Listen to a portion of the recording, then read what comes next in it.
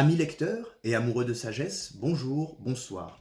Aujourd'hui, nous allons plonger dans un traité, un grimoire de l'occultisme du XVIe siècle, à savoir La magie d'Arbatel, texte original en latin de Cornelius Agrippa, donc Agrippa 1486-1535. Ce texte original en latin a été traduit par le docteur Marc Aven en français dans une édition originale de 1910. Celle-ci est une réimpression. Voilà. Alors, qui est le docteur Marc Aven? Marc Aven, 1868-1926, c'est un médecin occultiste français qui a été disciple du très célèbre Papus, l'un des fondateurs de l'ordre martiniste. Alors, pourquoi j'ai choisi ce traité, La magie d'Arbatel?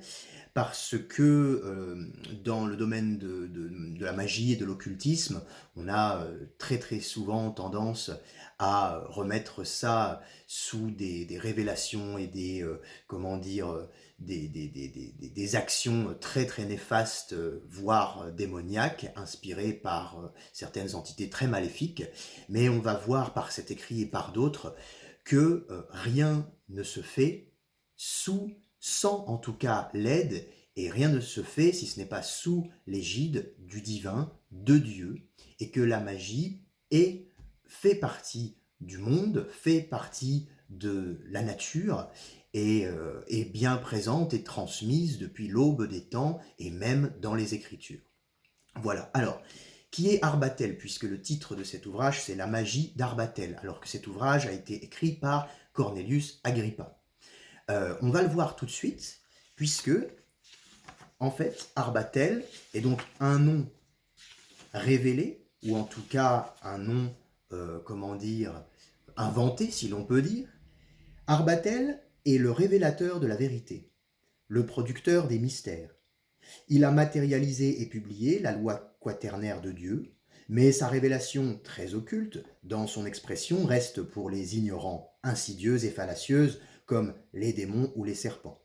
Son nom symbolise également l'ange qui s'occupe de la matière, le prince des 4 points cardinaux. Qui est donc Arbatel pour Agrippa? C'est l'inspiration divine, en tout cas une entité inspiratrice qui a permis donc de révéler ces opérations et ce traité occulte. Commençons donc en deux parties. La lecture dans un premier temps du prologue du docteur Marc Aven, et dans une deuxième partie, c'est sous forme d'aphorisme en septénaire. Nous allons lire les deux premières parties du septénaire.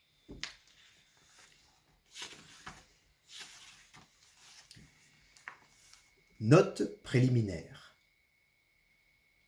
Ceci n'est pas un grimoire, c'est le livre sacré de la magie divine. Cette magie est éternelle. Elle ne saurait se perdre. Dieu l'a mise en Abraham. Elle est passée par Moïse. Jésus en a parlé à ses disciples. Les enfants de Dieu la connaissent.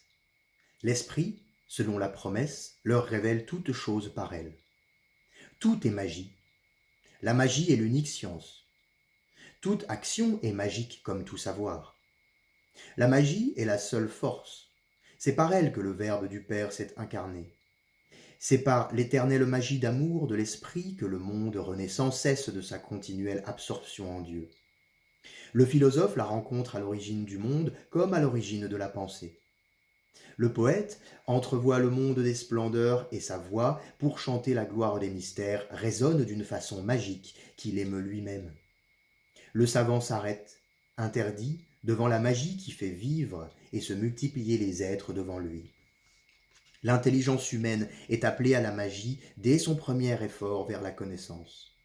Lorsque l'homme cherche à prendre conscience de ses pensées, il sent qu'il ne peut sortir de lui-même.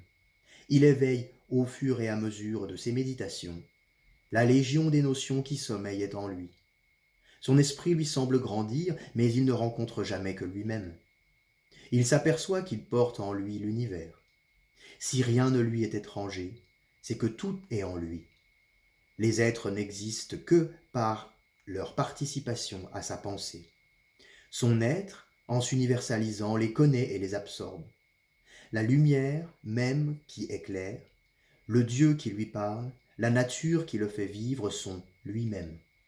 La grande phrase et parole révélatrice prend un sens miraculeux. L'Éternel, lui, les dieux sont un. Un monde spirituel entoure le néophyte. Il s'y meut, il écoute, et la terre reçoit son pain quotidien. Il parle et les événements naissent. Le Seigneur compte un serviteur de plus.